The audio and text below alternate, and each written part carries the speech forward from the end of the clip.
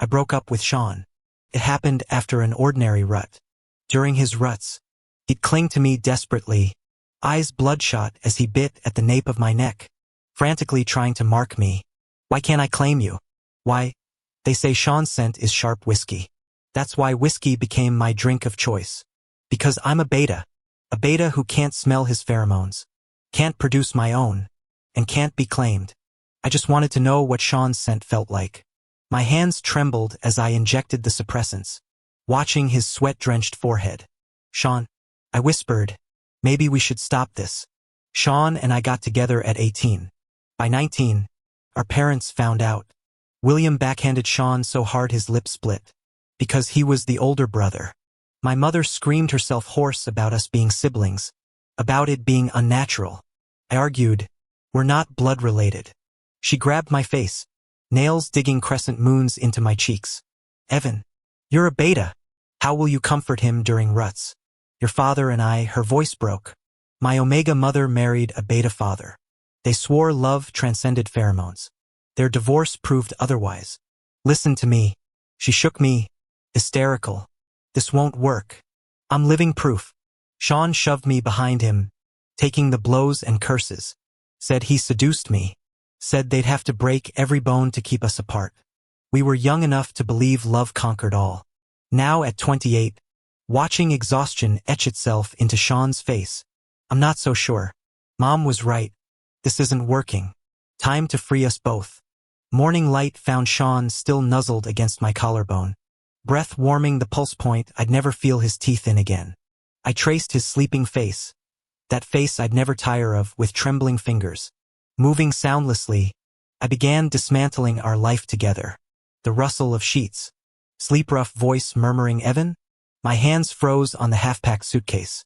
He stood behind me, barefoot on cold hardwood, watching me erase myself from our shared space. When his burning arms wrapped around me, "Are you tired of me?" It took everything to shove him off. Turns out letting go's easier than holding on. I pushed him down with too much force. I told your dad we broke up. You should go home. A month ago, Mom told me they were getting divorced. I knew William hated me for corrupting his son. Maybe Mom hated me too, her perfect new life ruined by her own child. What about Shawn? Would he hate me for wasting his years? For all the pain I caused? I turned to see him leaning against the couch, staring at the empty liquor cabinet. His voice softened. Evan, did you throw out all the whiskey? Haven't seen you drink in ages. 6 months ago, I secretly saw a therapist behind Shawn's back. Doctor's orders. Quit drinking. Reduce stress. Take meds. I'd known about my mental issues since youth. Thought I'd healed after meeting Shawn. Now he'd become my sickness again. Quit. I zipped my suitcase, forcing casualness into my goodbye. I'm leaving. Dad wants you to call when you're sober. Silence. My hand gripped the doorknob when his ragged voice came. Evan, while you're still in this house, we can pretend nothing happened. My fingers whitened on the brass. My throat closed. Then click. The door opened. Evan. Shawn's voice cracked hoarse and strained. Walk out that door and we're done. Lovers. Friends. Brothers, none of it. Like we never met. I nodded without turning, dragging my suitcase into the night. I showed up at my biological father's restaurant reeking of defeat. Dad, a beta who never remarried after divorcing Mom, just asked if I'd eaten like I was still his schoolboy.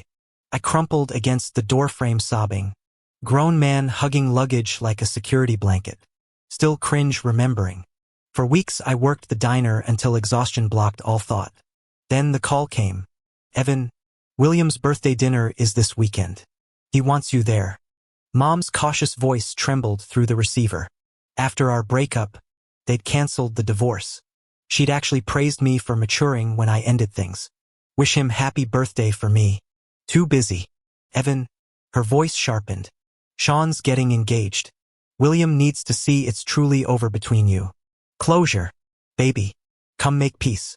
After this, no more Miller family drama. Promise.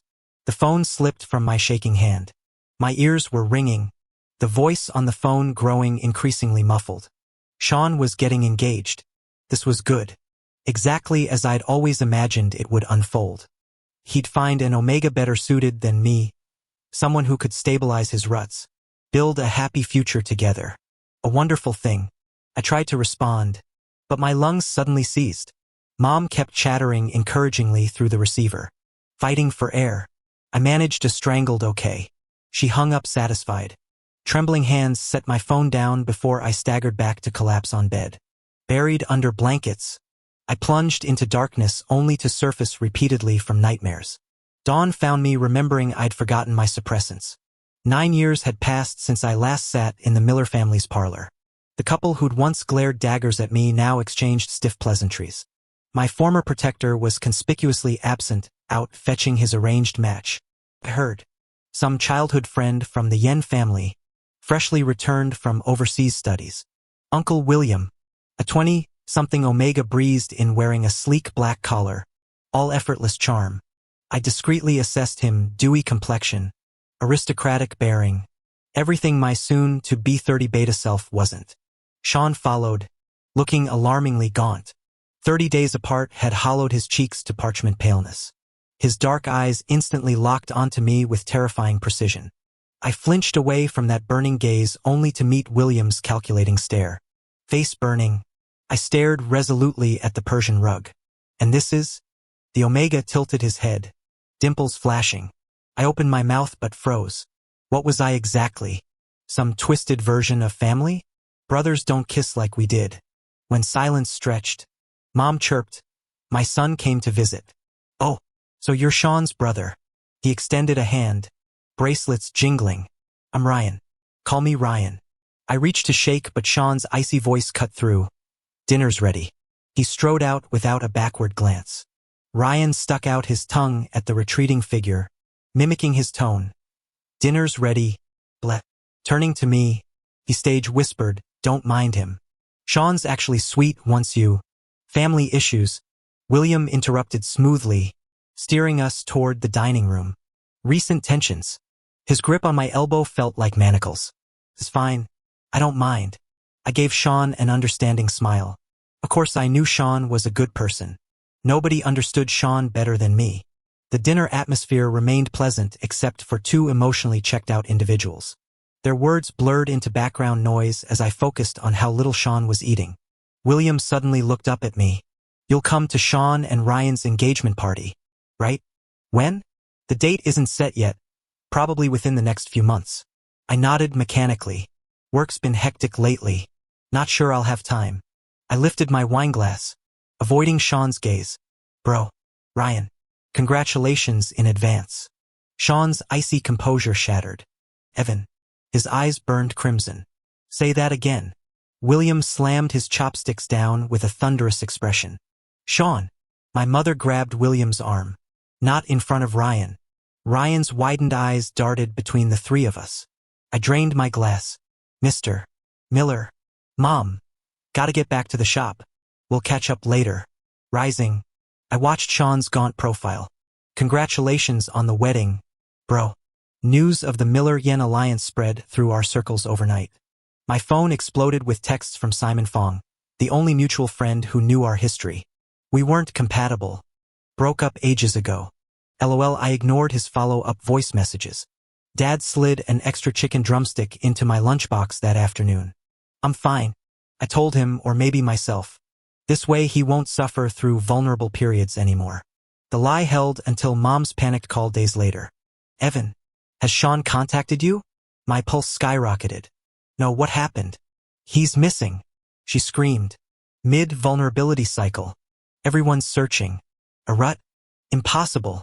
I wanted to press further, but the call disconnected abruptly. Shawn's rut shouldn't have returned this soon. Frantic, I grabbed car keys and rushed out, only to find my hands trembling uncontrollably once behind the wheel.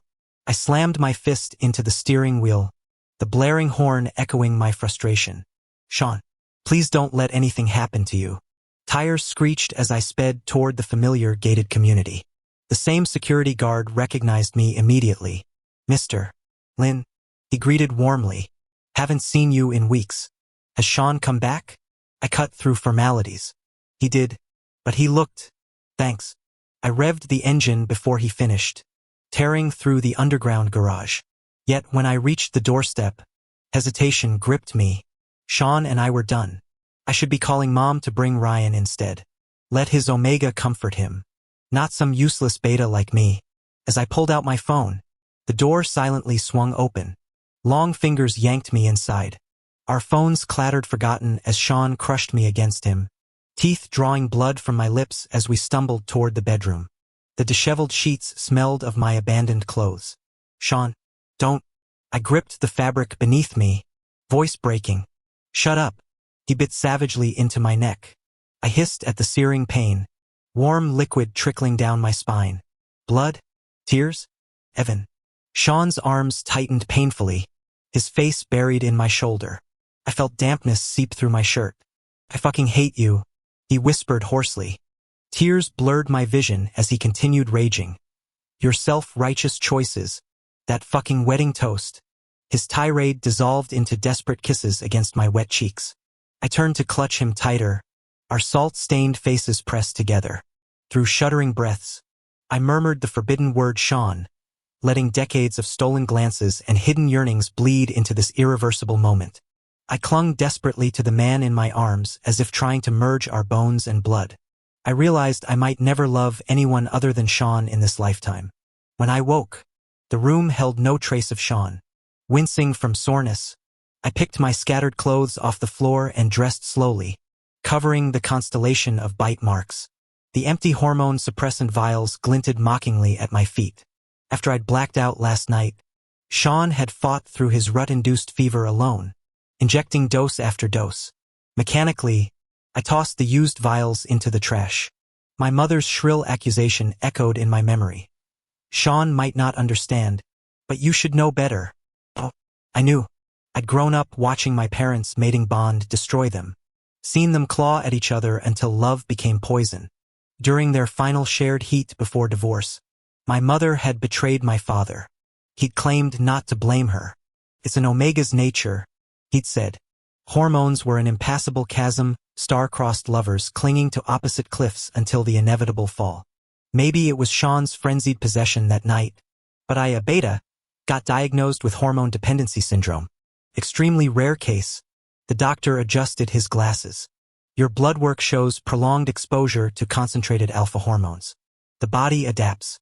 There's also psychological factors, intense fixation on a specific alpha manifesting as physical dependency.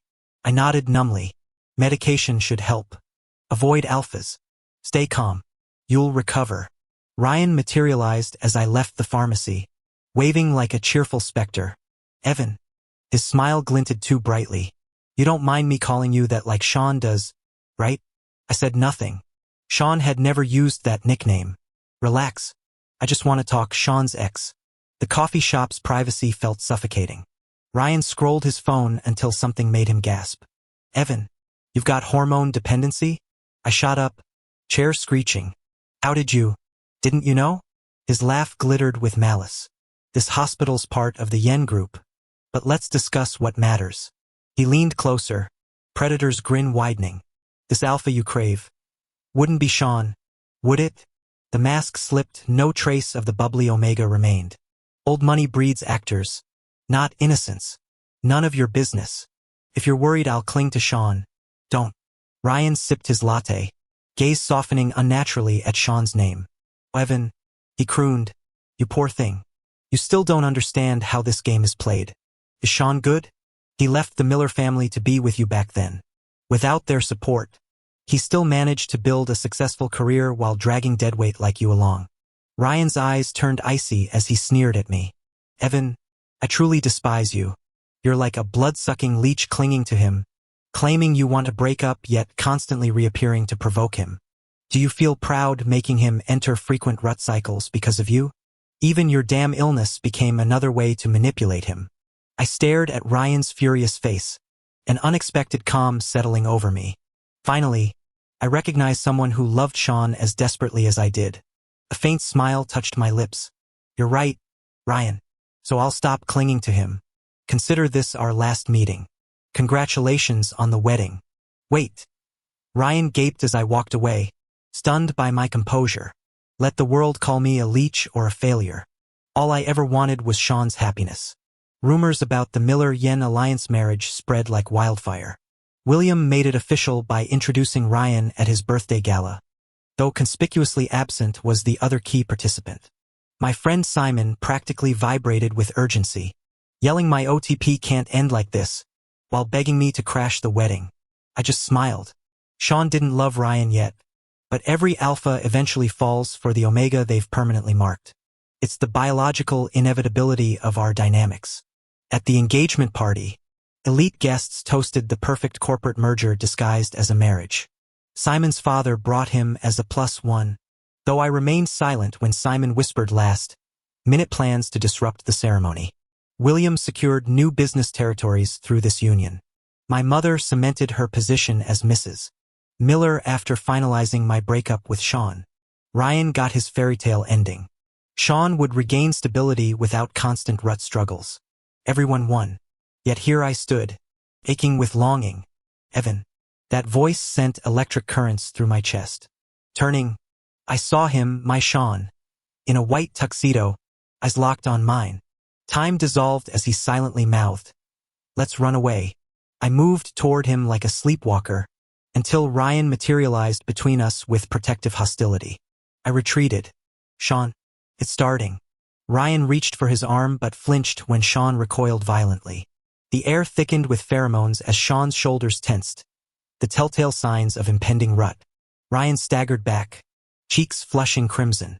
My blood turned to ice as realization struck. Shawn's rut had triggered Ryan's heat. The engagement party dissolved into chaos. Shawn locked himself in the study, refusing to let anyone enter. This rut cycle was far more intense than previous ones. "The inhibitors don't work on Shawn anymore," Ryan told me, approaching with a syringe still in hand and keys jingling in his other palm. My breath caught. How will he survive this then? Years of inhibitor abuse built up his resistance. Ryan answered calmly, inserting the key into the door. That's when I noticed the mating collar around his neck was gone. "See? You and Shawn were never meant to last. He needs me now." The click of the turning lock echoed like gunfire. Ryan slipped inside, the door slowly swinging shut behind him to seal their intimacy away. I stumbled out of the mansion, my chest cavity hollowed out by a blunt knife twisting through phantom ribs. Blindly driving back to the home I'd shared with Shawn, the familiar scent of bergamot and aged whiskey hit me like a physical blow. My skin burned with feverish need, every cell screaming for his touch. Frantic, I tore through rooms sniffing pillowcases and discarded shirts until finding the hidden whiskey cache in storage. Amber liquid infused with his essence, the essence I'd never truly possessed. Bottles clinked as I hauled them out. 1, 2, 5.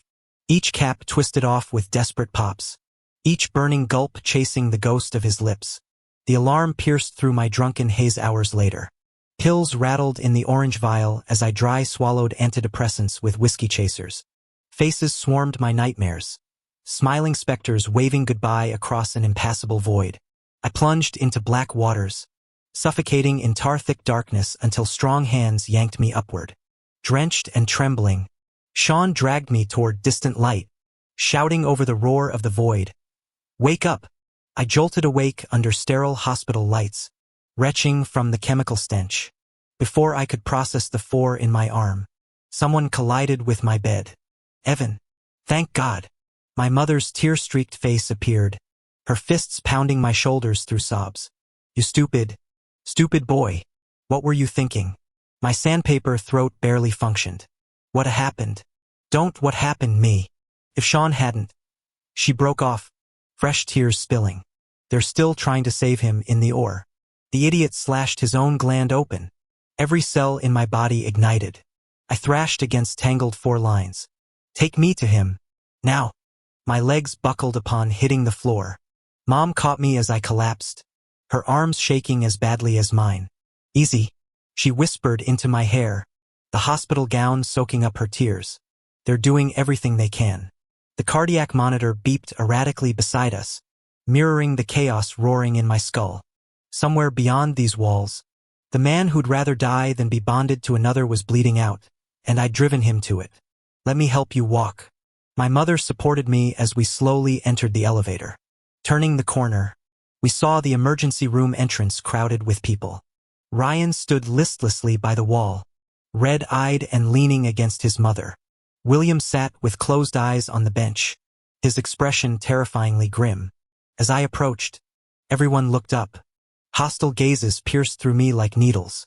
Suddenly, my mother stepped forward, shouting with uncharacteristic intensity, "Stop staring." Her voice trembled. Enough. William sounded decades older, his eyes fixed on the emergency room doors.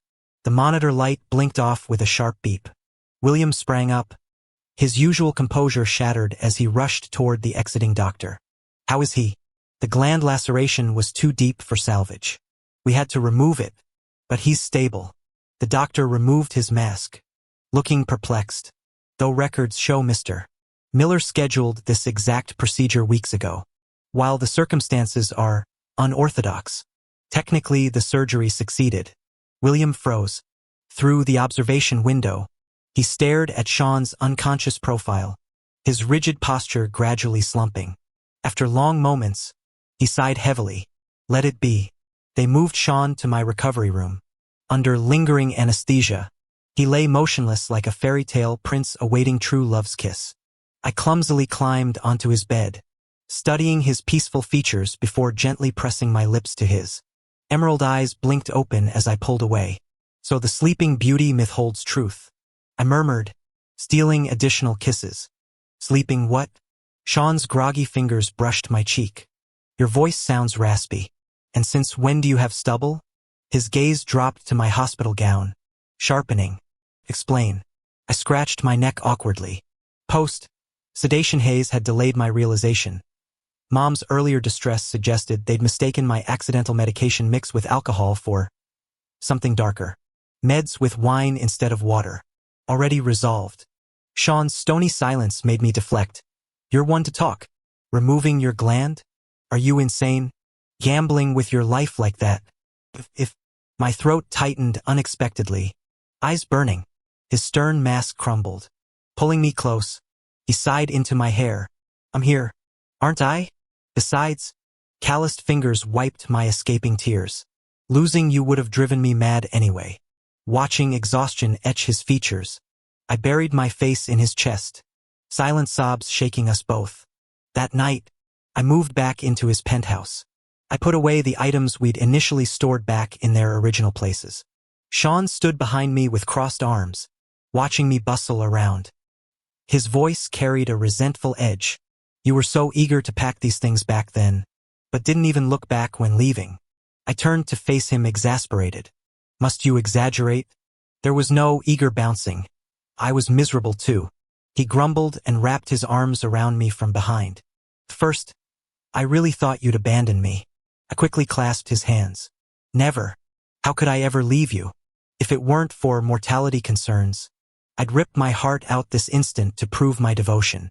Shawn stayed silent, his chin resting on my shoulder as I continued organizing like a human backpack.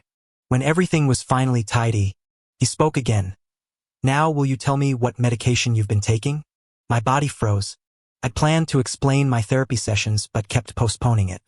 Wordlessly, I retrieved my medical records and various reports from my bag, watching anxiously as he scrutinized each page. He even paused to research medical terms on his phone. "Shawn," I nudged him pleadingly.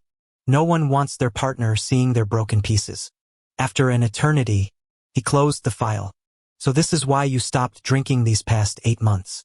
I nodded meekly. He suddenly stood, storming to the window to light a cigarette. The ember burned down rapidly before he lit another, his tell for extreme distress. Panicking, I rushed over. "I'm sorry. I'll share everything from now on. Promise." My hands found his, shockingly cold despite the summer heat. "What's wrong? Neck pain again?" "Nothing." Smoke roughened his voice. "Just realizing, maybe I failed you. All those signs, I missed them. Even doubted you, thought you grew distant, found someone else." His trembling fingers nearly dropped the cigarette. I plucked it away, kissing his cheek. "You're my everything. I could never blame you." He wiped his face with a bitter laugh. Pathetic, needing little brother's comfort. I kissed his other cheek. "Gladly." I'll comfort you forever. The day we got together, I dragged Shawn into a tattoo parlor. We inked black ring tattoos on our middle fingers, each embedded with the other's name. The tattoos stayed hidden under real rings during daylight hours. These permanent marks would only fade with death. That night, Shawn updated his social media with a backlit photo of us holding hands, shoulders pressed together. The golden hour glow caught his profile turned toward me mid-sentence. My laughing face tilted up to his. Fong Chong exploded in the comments. My OTP will never die. My father somehow heard the news and stormed over to yell himself hoarse. Eventually, he gripped my shoulder with emotional pride. I patted his back with equal solemnity. Mom filed for divorce. After leaving the hospital, my mother had dissolved her marriage with surgical efficiency before disappearing. The bouquet arrived at dawn, peonies bursting from their vase like fireworks. Her handwritten card read, "The future remains unwritten, and therefore infinite. That uncertainty is freedom. Wishing you brave tomorrows." Shawn used to cover Evan's skin with possessive marks. Evan constantly grumbled about wearing turtlenecks in July heat. As a beta, he never noticed the alpha pheromones clinging to him, whiskey-rich and intoxicating enough to deter every omega and alpha nearby. Even after Shawn's gland removal surgery, the marking habit remained. Evan, I get it now, but seriously, summer exists. We started dating at 18. Our parents found out at 19. Before they became official, Evan once drafted a love letter during math class. Shawn discovered the half-finished confession while tutoring him that afternoon. The alpha tore it to shreds, snarling warnings against teenage romance. Heartbroken, Evan never attempted another letter. Shawn, my whole world collapsed when I realized it was for me. You owe me 1,000 love letters. Evan, 1,000? You trying to kill me? Shawn, fine. I'll write them. Kitten pleading emoji kissy face emoji smooching cat gif.